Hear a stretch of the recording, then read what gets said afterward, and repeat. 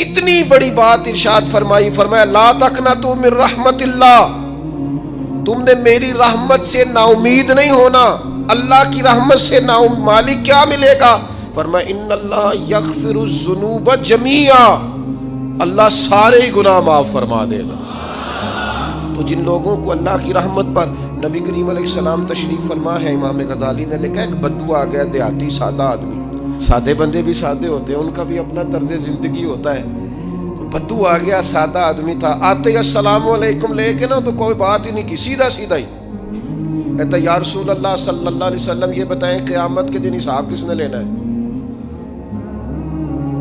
حضور فرمانے لگے بھائی یہ تو بڑی صاف سی اور مختصر سی اور سادہ سی بات ہے، حساب تو اللہ تعالیٰ نے لینا ہے۔ اب اس نے جو لفظ کہے اللہ کے حبیب کی آنکھوں میں آنسو آ گئے، کہنے لگے اگر اللہ نے حساب لینا ہے پھر انشاءاللہ کرم ہی ہوگا۔ تو حضور فرمانے لگے تمہیں یہ امید کس طرح ہے؟ تو عرض کرنے لگے یا رسول اللہ کریم جب غالب آتا ہے تو معاف ہی کرتا ہے۔ جب کریم کا غلبہ ہوتا ہے نا، کریم بندہ جب کسی پہ قبضہ کر لے تو پھر معاف کرتا ہے، تو اللہ تو سب سے بڑا مہربان ہے۔ وہ بات کی اور اگلا جملہ ہی کوئی نہیں کہا، وہ چلے گئے۔ تو حضور علیہ السلام نے اب اس بات پر رزلٹ دیا، فرمانے لگے کریم محبوب بندہ سادہ تھا، بات بہت بڑی کر گیا ہے، بڑی بات کر گیا، سادہ آدمی۔ میرے عزیز، اللہ کی رحمت پر جن لوگوں کو امید ہو، انہیں موت سے ڈر اور پھر جن کو محبوب کی ملاقات کا شوق ہو نا، ہم نے جان دے دی وعدہ دیدار پر، ہم سے وعدہ کیا گیا تھا کہ تم مرو گے نا تو تمہیں دیدار ملے گا، تو ہم نے جان ہی دے دی وعدہ دیدار پر، جان ہی دے دی وعدہ دیدار پر۔ اور پھر فرماتے ہیں نقد اپنا دام ہو ہی جائے گا، فرماتے ہیں ہم نے جان دی ہے اس وعدے پر کہ وہ ملے گا، تو امید ہے کہ یہ سودا ادھار نہیں، جیسے ہی قبر میں جائیں گے سامنے حضور کی زیارت نصیب ہو جائے گی۔ اس لیے لحد میں بھی عشق رخ شاہ کا داغ لے کے چلے، اندھیری رات سنی تھی سو چراغ لے کے چلے۔ یہ حدیث آپ نے بھولنی نہیں، یہ تنہائیوں میں یاد رکھنے کی روایت ہے، یہ تنہائیوں میں پڑھنے کی روایت ہے۔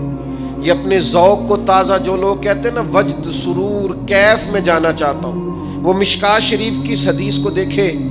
اللہ کے حبیب علیہ السلام نے فرمایا لوگوں میں تمہیں بتاؤں قیامت کے دن اللہ تعالیٰ بندوں سے پہلا سوال کیا فرمائیں گے اور بندے اس کا جواب کیا دیں گے؟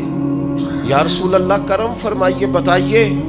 تو کریم فرمانے لگے اللہ تعالیٰ قیامت کے دن بندوں سے سب سے پہلا سوال، اگرچہ بعض اور احادیث میں اور سوالات بھی آئے ہیں قیامت میں جو سب سے پہلے ہوں گے، لیکن اس حدیث میں یہ والا سوال حضور نے بیان فرمایا۔ حضور فرمانے لگے اللہ قیامت کے دن اپنے بندوں سے سب سے پہلا سوال یہ فرمائے گا کیا تم میری ملاقات کو پسند کرتے تھے؟ اوئے ہوئے ہوئے، کیا تمہارا ملنے کو جی چاہتا تھا؟ کبھی اے حقیقت منتظر نظر آ نہ لباس مجاز۔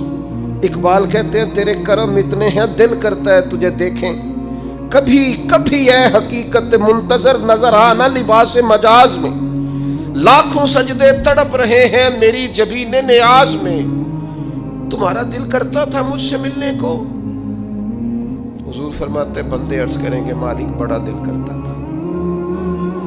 تو پھر اللہ فرمائیں گے یہ گفتگو کی معنویت تو دیکھو یار، اس کا حسن تو دیکھو۔ اللہ پھر پوچھیں گے کیوں دل کرتا تھا تمہارا؟ دل کرتا تھا تو کیوں کرتا تھا؟ عرض کریں گے مالک اس لیے کہ ہمیں امید تھی کہ تو معاف بھی کر دے گا، رحمت بھی فرمائے گا، اس معافی کی امید پر دل کرتا تھا تو ملے۔ حضور فرماتے ہیں پھر رب فرمائے گا مجھ پر واجب ہے، میں نے اپنے کرم سے واجب کر لیا ہے کہ آج تمہیں جنت عطا کروں گا۔ یہ جو ملاقات ہے نا، ملاقات کہ وہ ملیں گے، ان سے ملاقات ہو۔ عمر بیت گئی نا نام جپتے، عمر بیت گئی نا تذکرہ کرتے، ہم سے بھی لوگ پوچھتے ہیں کیا کمائی کی، کیا زندگی میں حاصل کیا، تو ہم کہتے ہیں شرق سے غرب تک ملک کے ایک کونے سے لے کر دوسرے کونے تک مدینے والے کی بات کی، حضور کا ذکر کیا ہے۔ نبی پاک کے اور میں اپنی حیاتی تو قربان تھی وہاں ساری محمد محمد پکیندے گزر گئی ساری۔ یہ اعزاز ہے، یہ کرم ہے۔ اب کیا ہوتا ہے، گناہگار لوگ اتنا بڑا دعویٰ تو نہیں کر سکتے، لیکن دل تو چاہتا ہے نا کہ چلو جس کا نام لیا ہے اس کی کبھی زیارت بھی ہو، کبھی ملاقات بھی ہو، کبھی نظر کرم بھی ہو۔ کسی نے اپنے محبوب سے کہا تھا کہ ذرا ایک نظر مجھ پہ بھی کیجئے، تو قریب بیٹھے ایک شخص نے کہا یار تو نے بڑا دعویٰ کیا ہے، جو محبوب ہوتے ہیں ان کو تکلیف نہیں دی جاتی، تو کہتا ہے پورا چہرہ ہی تیری طرف پھیرے۔ تو پھر اس نے اس درویش سے پوچھا کہ میں بھلا پھر کیا کروں، میرا دل تو میرا بھی کرتا ہے نا۔ چلو یہ تو آپ کی بات ٹھیک ہے کہ اب میں محبوب سے کہوں کہ اتنی تکلیف کرے کہ میری طرف پورا رخ پھیرے تو ٹھیک نہیں، تو پھر بتائیں میں کیا کروں؟ تو اس نے کہا ان راہوں میں کھڑا ہو جا جن راہوں کی طرف وہ کریم دیکھتا ہے۔ چلو اسی با کردار کو دیکھتے دیکھتے بیچ میں تیرے اوپر بھی نظر، مجھ پہ محشر میں نصیر ان کی نظر پڑ ہی گئی، مجھ پہ محشر میں نصیر ان کی نظر۔ اوئے ہوئے، اللہ کرے آپ کو بھی وہ لطف آئے جو مجھے آ رہا۔ کہتے مجھ پہ محشر میں نصیر ان کی نظر۔ یہ انتہائی عاجزی ہے کہنے والے کی۔ اس نے بالکل اپنے آپ کو ختم کر کے کہا کہ میں قابل تو نہیں تھا، اور میں پھر تکلیف دیتا کہ میری طرف دیکھیں، اسپیشل میرے لیے وقت نکالیں۔ پر کرم یہ ہوا کہ مجھ پہ محشر میں نصیر ان کی نظر پڑ ہی گئی۔ کہنے والے اسے کہتے ہیں خدا کا کرنا، کہنے والے اسے کہتے ہیں خدا کا کرنا۔ اللہ نے کیا کہ نظر مجھ پر پڑ ہی گئی، اور جب پھر پڑ گئی تو تیری ایک نظر کا کمال ہے اور میری زندگی کا سوال ہے۔ بس جب پڑ گئی تو سو پھر پڑ گئی۔ موت سے وہ بندہ کبھی نہیں ڈرتا جسے ملاقات کا شوق ہو۔ ملنا چاہے داتا علی اجویری سے اور موت سے ڈرے، ملنا چاہے حضرت غوث پاک جیلانی سے اور پھر موت سے ڈرے۔ زندگی گزری ہو علی علی کرتے پھر موت سے ڈرے۔ عمر بھر سیدنا عثمان غنی کی سخاوت کی بات کی ہو اور پھر جنت میں جا کے ان سے ملنے کا شوق پیدا نہ کرے۔ ساری زندگی سیدنا فاروق کا عدل بیان کیا ہو، ساری زندگی ان کے انصاف کا تذکرہ کیا ہو، پوری امت کو بتایا ہو کہ اگر جینا چاہتے ہو تو عمر کے رستوں پر چلو، اور پھر یہ موت سے ڈرے اور مر کے جناب فاروق اعظم کی زیارت کو پسند نہ کرے۔ جسے صدیق کی وفائیں یاد ہو، جنہیں جناب ابو بکر صدیق کا عشق یاد ہو، وہ پھر ان کی زیارت نہ کرنا چاہے اور ساری عمر حضور کی نعت پڑھی ہو۔ مانا نہیں آتا تھا پھر بھی کہا بلغ العلا بکمالہ کشف الدجا بجمالہ حسنت جمیع خصالہ صلو علیہ والہ سے نہیں ترجمہ آتا تھا، پر جب بھی کو پڑھتا تھا یہ بھی جھومتا تھا مولا یا صلی وسلم دائماً۔ میں آپ کو بتاتا ہوں، توتلا آدمی، توتلا اور دیوانہ مجذوب بیچارہ، سمجھ نہیں، توتلا بولنا بھی ٹھیک نہیں آتا۔ مجھے نماز کا سلام پھرا تو وہ جلدی آ گئے، وہ ایک مجذوب آدمی تھے، سادے تھے، تو سلام لی تو کہنے لگے میں گل کرنی سی۔ تو میں نے ان سے کہا کہ تھوڑی دیر کے بعد ملتے ہیں۔ سادہ آدمی ہے، اللہ مجھے معاف کرے، میں کوئی نقل تو نہیں ان کی اتار سکتا۔ اس زبان کو ہم توتلی نہیں کہتے، ہم اس زبان کو بلالی زبان کہتے ہیں۔ یہ بڑی خوبصورت زبان ہوتی ہے۔ یہ جو توتلے لب و لہجے ہوتے ہیں نا، وہ جب بچہ پوری طور پہ اماں نہیں کہہ سکتا، توتلا ہوتا ہے، تو کوئی مزہ آتا ہے اماں کو اماں کہلوانے میں۔ جب وہ پوری طور پر باپ کو بابا نہیں کہہ سکتا اور توتلا ہوتا ہے تو کوئی مزہ آتا ہے کہنے میں۔ وہ جب دادی نانی دادا کہتا ہے تو دادے کا دل کرتا ہے یہ 100 بار کہے، چونکہ اسے کہنا نہیں نہ آتا، لیکن اس توتلاہٹ میں جو اس کو لطف آتا ہے۔ مجھے بڑے لوگ آ کے شعر سناتے ہیں، میں نے بڑے خوشگلو نعت خانوں سے زندگی میں سنا ہے۔ وہ صاحب میرے پاس آئے اور میں نے کہا بعد میں ملیں گے، تو سادہ آدمی ہے، مجذوب ہے، پورا شعور نہیں رکھتا۔ مجھے کہنے لگا مصطفیٰ جان رحمت کے بعد، مصطفیٰ جان رحمت پہ لاکھوں سلام کے بعد، یعنی معنی یہ تھا کہ سلام کے بعد۔ تو اب بڑے بڑے سریلے بندوں سے بھی بندہ سنتا ہے میرا دل کرے، اور میں نے جان بوجھ کے ان سے کہا دوبارہ کیا جی ذرا، کیونکہ توتلے تھے نا، میں نے کہا تو کہنے لگے مصطفیٰ جان رحمت پہ لاکھوں سلام کے بعد وہ میرے عزیز یاد رکھو ساری زندگی حضور کی نعتیں پڑھی، نبی پاک کے تذکرے سنے، اب موت سے ڈر جائیں؟ حالانکہ موت تو ایک پل ہے، پل سے گزریں گے تو سامنے اللہ کا دیدار بھی ہوگا، مدینے والے کی زیارت بھی نصیب ہوگی، تو زیارت ہوگی، اور ہر نظر کانپ اٹھے کہ محشر کے دن خوف سے ہر کلیجہ دہل جائے گا، اوڑھ کر کالا جبہ وہ آ جائیں گے اور سارے محشر کا نقشہ بدل جائے گا۔ یہ موت کا خوف نکالنے والی چیزیں ہیں، ڈر۔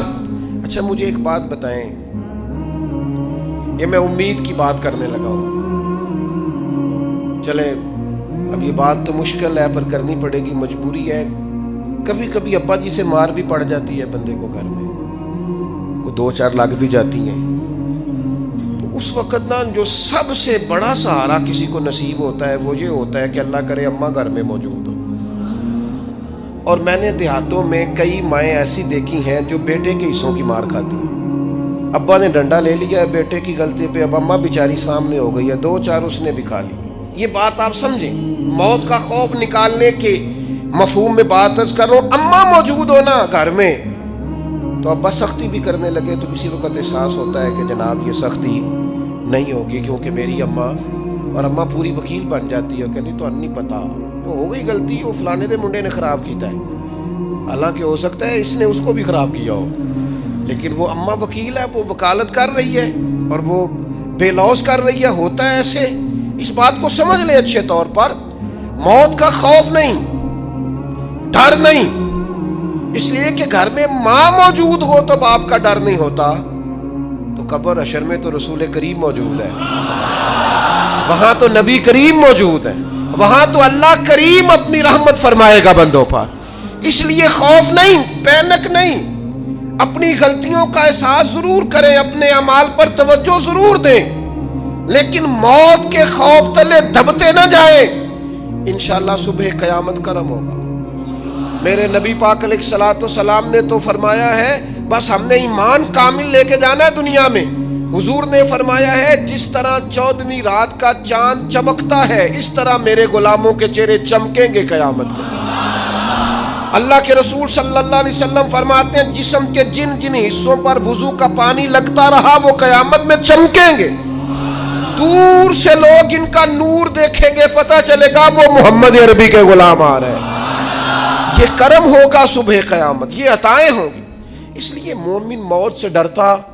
سیدنا بلال حبشی رضی اللہ تعالیٰ عنہ، آخری وقت ہے، نزع کا عالم طاری ہے، اور یہ گفتگو دیکھیں غلاموں کی، آپ کی اہلیہ رو پڑی، کہنے لگی ہائے ہائے افسوس۔ حضرت بلال فرمانے لگے کیا ہوا؟ کہنے لگی افسوس ہے کہ آپ دنیا سے جا رہے ہیں۔ تو حضرت بلال نے مضمون ہی بدل دیا، سوچ کا زاویہ ہی بدل دیا، فرمانے لگے یہ افسوس کا مقام نہیں، یہ تو خوشی کا مقام ہے، اس لیے کہ میری آج آنکھیں بند ہوں گی، قبر میں کھلیں گی، مدینے والے محبوب سے بھی ملوں گا، حضور کے غلاموں سے بھی ملوں گا صلی اللہ تعالی علیہ وسلم۔ تو موت تو مقام مسرت ہے، اور اگر یہ مل جائے زندگی میں، ایک بدو ایمان لے آئے، ابن ماجہ میں موجود ہے، حضرت ابو ہریرہ رضی اللہ تعالیٰ عنہ حدیث کے راوی ہیں، فرماتے ہیں ایک بدو ایمان لائے اور انہوں نے حضور علیہ السلام کے ساتھ ہجرت بھی کی، ابن ماجہ میں موجود ہے۔ تو نبی پاک علیہ السلام نے نا انہیں ایک صحابی کے ساتھ کر دیا، وہ ان کے کام کاج میں مصروف ہو گئے ان کے ساتھ۔ تو حضور علیہ السلام نے نا ایک جگہ سے مال غنیمت آیا، تو طریقہ مبارکہ یہ تھا کہ مال غنیمت میں سب کو حصہ دیا جاتا تھا، اگرچہ وہ جہاد پہ نہیں گئے لیکن حضور نے انہیں بھی حصہ دیا، تو وہ صحابی تو رو پڑے، عرض کرنے لگے حضور میں اس کے لیے تو ایمان نہیں لایا تھا۔ حضور نے فرمایا پھر بتائیے، گرچہ حضور جانتے ہیں کس لیے لائے تھے؟ عرض کی حضور میں تو اس لیے ایمان لایا تھا کہ میں رب کی راہ میں لڑوں گا اور میں اپنی جان پیش کروں گا، میں شہادت کے لیے ایمان لایا تھا، مجھے یہ مال دولت نہیں چاہیے۔ تھوڑی ہی دیر گزری کہ ایک اور مارکے کا اعلان ہو گیا، جنگ کا اعلان ہو گیا۔ حضور نے فرمایا چلو، وہ گئے اور چند ہی لمحے گزرے کہ وہ میدان میں اترے اور پھر شہید ہو گئے. صحابہ کرام ان کی مقدس لاش مبارک کو اٹھا کے محبوب کے قدموں میں لائے تو نبی کریم نے کیا خوبصورت بات ارشاد فرمائی. حضور فرمانے لگے دیکھو اس نے اللہ کی تصدیق کی ہے تو رب نے بھی اس کی تصدیق فرما دی. اور پھر یہ دو جملے محبوب کہتے کہتے اٹھے اور پھر حضور نے اپنا جبہ مبارک اتارا اور اتار کے فرمایا اس بندے کو نہ اس جبے میں کفن دے دو, اس میں اسے کفن دو, اس لیے کہ تو شہادت کے لیے ایمان لایا, موت کی آنکھوں میں آنکھیں ڈال کے جیا, اپنی زندگی کمزور نہ گزاری. مسلمانوں پہ کافر کا رعب طاری ہو گیا ہے. ایک تو ہوتا ہے نا کہ کوئی مدد کرنا, کوئی آگے بڑھنا, فلسطین کا نام تک نہیں لے رہے حکمران زبان سے, ذکر تک نہیں کر رہے, چینل ذکر نہیں کر رہے. اتنا رعب, اتنا کفر کا خوف, صرف اس لیے کہ ہمیں موت کا ڈر ہے. مر جائیں گے تو بستر پہ نہیں مریں گے, بیماریوں سے نہیں مر جاتے لوگ. خدا کے بندو اپنی زندگی میں اتنا خوف اگر موت کا پیدا کر لو گے. حضرت سعید ابن جبیر رضی اللہ تعالیٰ عنہ بہت بڑے فقیہ تھے. حجاج بن یوسف نے بلایا اور کہنے لگا میں تمہیں موت دینے لگا ہوں, مار دوں گا تمہیں. بڑا ظالم آدمی تھا, بڑے لوگ اس نے قتل کیے تھے. حضرت سعید رضی اللہ تعالیٰ عنہ مسکرا پڑے اور غصے میں آیا, کہنے لگا کیوں ہنستے ہو؟ فرمانے لگے تو بڑا بیوقوف ہے, تجھے کس نے کہا زندگی اور موت تیرے ہاتھ میں, یہ تو تب آئے گی جب میرا رب چاہے گا. کہنے لگا لے جاؤ ان کو اور جا کے قتل کر دو. تو وہ جب جلاد لے جا رہے تھے تو آپ اور کھل کے مسکرائے, ہنسے. یہ آپ کی طاقت ہے کہ موت کو دیکھ کے مسکراہٹ ہو, لبوں پہ تبسم رقصہ ہو, مسکرائے. جب آپ مسکرا رہے تھے تو اس کو اور غصہ آیا, واپس بلایا. کہنے لگا مسکراتے کیوں ہو؟ فرمانے لگے تیری جرت پہ مسکرا رہا ہوں, اور اس بات پہ مسکرا رہا ہوں کہ رب کتنا بے نیاز ہے, تیرے جیسے لوگوں کو بھی مہلت دے رکھی ہے. کتنا بے نیاز ہے, تیرے جیسے لوگوں کو مہلت دے. اور غصے, کہنے لگا میرے سامنے قتل کرو. حضرت سعید ابن جبیر رضی اللہ تعالیٰ عنہ نے منہ کعبے کی طرف کر کے پڑھنا شروع کیا, انی وجہت وجہی للذی فطر السماوات والارض حنیفا وما انا من المشرکین. آپ یہ پڑھ رہے تھے تو کہنے لگا اس کا منہ کعبے سے پھیر دو. کعبے سے منہ پھیرا تو آپ فرمانے لگے تو بڑا ہی بیوقوف ہے, میرا رب کو صرف کعبے کی طرف مقید ہے, وَلِلَّهِ الْمَشْرِقُ وَالْمَغْرِبُ فَأَيْنَمَا تُوَلُّوا فَثَمَّ وَجْهُ اللَّهِ. چہرہ پھیر دیا جب اس نے تو آپ فرمانے لگے مشرق بھی اللہ کا, مغرب بھی اللہ کا, اور اللہ فرماتا ہے تم جدھر بھی منہ کرو ادھر ہی اللہ کی رحمت ہے. یہ پڑھا تو اب اس نے لٹایا, اور جب وہ آپ کو قتل کر رہا تھا تو حضرت سعید ابن جبیر کی ایک زوردار آواز گونجی. فرمایا یاد رکھنا مجھے اسی طرح قتل کرنا جس طرح تم خود قیامت میں قتل ہونا پسند کرتے ہو. میرا آخرت پر یقین کامل ہے, محشر میں عدالت لگے گی, میں تمہیں قتل کروں گا میں. حضرت سعید ابن جبیر کی وہ جرت تھی کہ دربار سارا لرز گیا حجاج کا. حضرت سعید ابن جبیر رضی اللہ تعالیٰ عنہ کہنے لگے اللہ اسے میرے بعد کسی پر مسلط نہ کرنا, میرا قتل آخری ہو, میرے بعد نہ ہو. ڈر گئے لوگ, سہم گئے, اور وہ جو جلاد آپ کو قتل کر رہا تھا اس کے بھی ہاتھ کانپ رہے تھے. اتنی جرت, موت کا ایک منٹ کے لیے خوف نہیں. حضرت سعید ابن جبیر رضی اللہ تعالیٰ عنہ شہید ہو گئے تو اتنا خون نکلا, اتنا خون نکلا, اتنا خون نکلا, خون بند ہی نہیں ہو رہا. ایک طبیب بیٹھا تھا, ہانپتے کانپتے ڈرے ہوئے سہمے ہوئے. حجاج کہنے لگا اسے اتنا خون؟ تو کہنے لگا بادشاہ میں نے سالوں مریض دیکھے ہیں, اس کو پتہ چل جائے نا مرنے والا ہوں وہ تو اتنا خوف میں آتا ہے, پہلے ہی اس کا سارا خون جم جاتا ہے اور سکڑ جاتا ہے اور اس کا خون جل جاتا ہے. یہ جو بندہ تم نے شہید کیا ہے نا اس میں ایک رتی برابر بھی موت کا خوف نہیں, موت کے خوف سے بے نیاز تھا, اتنا خون نکلا. حضرت سعید ابن جبیر شہید ہوئے اسی دن حجاج کے پیٹ میں درد شروع ہوا, صرف 15 دن. حجاج بعد میں زندہ رہا 15 دن, اور ساری رات تڑپتا تھا, کہتا تھا مجھے خواب میں آ کے پیروں سے گھسیٹتے.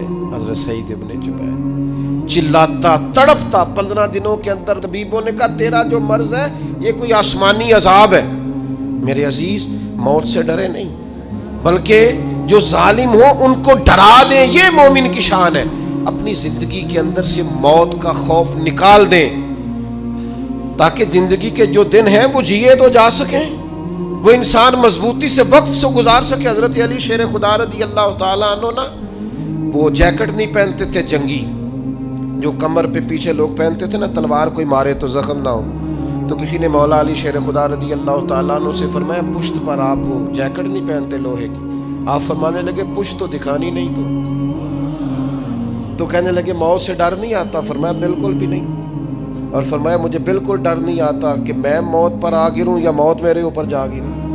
ہم تو شہادت حضرت خالد بن ولید رضی اللہ تعالیٰ عنہ ایک دن نوجوانوں کو خطاب کرتے کرتے کہنے لگے موت سے کبھی نہ ڈرنا، میں نے ساری زندگی جنگوں میں گزاری ہے، میرے وجود پر ایک ذرہ بھی جسم کا حصہ ایسا نہیں جس پر زخم نہ ہو۔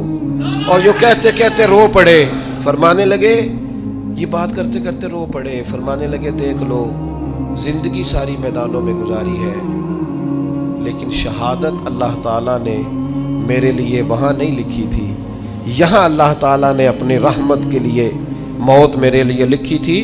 تو یہ تو اللہ کا کرم ہے۔ قریب ایک بزرگ صحابی اور بیٹھے تھے، فرمانے لگے آپ کی نیت شہادت کی تھی، انشاءاللہ آپ قیامت میں شہیدوں میں ہی کھڑے کیے جائیں گے۔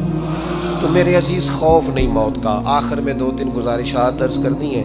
ایک تو میری آپ سے گزارش ہے، انہوں نے ابھی تک قرآن مجید کی تلاوت شروع نہیں کی، وہ ابھی سے آج سے 10 منٹ ٹائم ہو تو مسجد میں بیٹھ کے ایک رکوع پڑھ کے جائیں، قرآن مجید نہیں چھوڑنا۔ رمضان کا تعارف یہ ہے کہ شہر رمضان الذی انزل فیہ القرآن، تو قرآن مجید سے دلچسپی۔ دوسری میری گزارش ہے راشن بانٹنے والوں سے بھی کہ مہربانی کریں لائنوں میں لگانا چھوڑ دیں، اور لینے والوں سے بھی میری عرض ہے کہ اللہ تعالیٰ سارا سال عطا کرتا ہے، 3-4 ہزار کے لیے کیوں اپنے آپ کو آپ تکلیف میں ڈالتے ہیں؟ سارا سال اللہ دیتا ہے۔ اور پھر میری آپ سے یہ بھی اپیل ہوگی کہ طبیعتوں میں حلم پیدا کریں، بردباری پیدا کریں، یہ بڑی ضروری چیز ہے۔ مثبت سوچیں لائیں، روزہ ہماری تربیت کرتا ہے۔ اور پھر آپ سے یہ بھی اپیل کروں گا رمضان شریف کی مقدس گھڑیوں میں صرف اپنے لیے نہیں سوچے، امت کے لیے سوچیں، بالخصوص فلسطین کے مسلمانوں کے لیے کم از کم دعا مومن کا ہتھیار ہے، وہ تو جم کے کریں اللہ کے حضور۔